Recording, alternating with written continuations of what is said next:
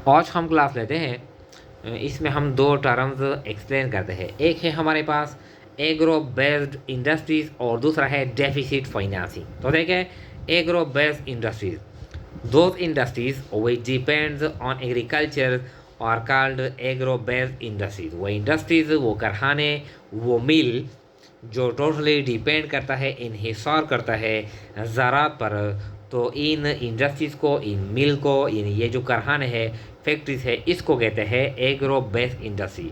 अगर ज़रात अच्छी हो, अगर फसलें अच्छी हो, तो ये इंडस्ट्रीज़ यानी अच्छी तरह चलते हैं, इनको रॉ मटेरियल मिलती है।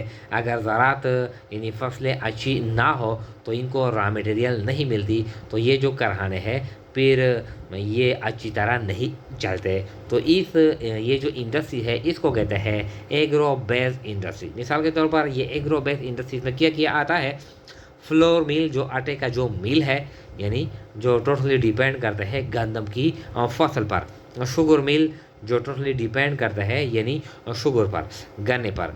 टेक्सटाइल मिल जो कॉटन पे यानी कपास पे डिपेंड करता है। एंड फ्रूट एंड वेजिटेबल्स, और फ्रूट यानी और जो वेजिटेबल है, फल है और सब्जियाँ है, तो ये जो कारखाने हैं यानी ये जो चीज़ है, ये जो फसल है, यानी कुछ इंडस्ट्री ऐसे होते हैं जो ये जो सामान है ये एज ए रॉ मटेरियल वो इस्तेमाल करते हैं।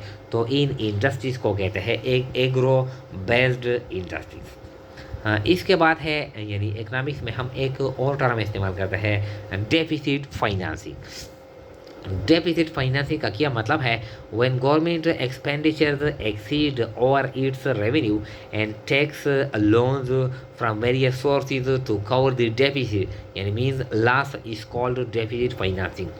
जब गवर्नमेंट के अखराजात बढ़ जाते हैं रेवेन्यू से, यानी गवर्नमेंट के जो अखराजात है और जो रेवेन्यू है, अखराजात बढ़ जाते हैं रेवेन्यू से, रेवेन्यू कम है, अखराजात बढ़ जाते हैं, तो क्या होता है, नुकसान हो जाता है। तो इस नुकसान को यानी कवर करने के लिए, पूरा करने के लिए गवर्नमेंट क्या करता है, takes loan from various sources, मुख्तलिफ सोर्सेज से गवर्नमेंट यानी कर्ज यानी लेता है मुख्तलिफ सोर्सेज से, to cover, to meet the deficit, to meet the loss, to meet the deficiency, ताकि ये जो कमी है इसको पूरा किया करे। इस कॉल्ड डेफिसिट फाइनेंसिंग। तो इस अमल को कहते हैं डेफिसिट फाइनेंसिंग। जब गवर्नमेंट के अखराजात बढ़ जाते हैं और रेवेन्यू कम हो, तो गवर्नमेंट क्या करता है, वो मुख्तलिफ सोर्सेज से कर्ज लेता है ताकि ये जो नुकसान है इसको कवर किया जा सके, ये पूरा हो सके। तो इस अमल को कहते हैं डेफिसिट फाइनेंसिंग, यानी जो गवर्नमेंट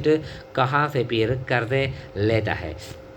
पब्लिक बार्विंग, यानी जो अपनी जो आवाम है, जो लोग है, गवर्नमेंट इससे आवाम से यानी बार्विंग करता है, यानी कर्जे लेता है मुख्तलिफ यानी शेप में। बार्विंग फ्रॉम इंटरनल बैंक्स, जो इंटरनल बैंक है, जो कमर्शियल बैंक है, गवर्नमेंट कमर्शियल बैंक से भी यानी कर्जे ले सकता है।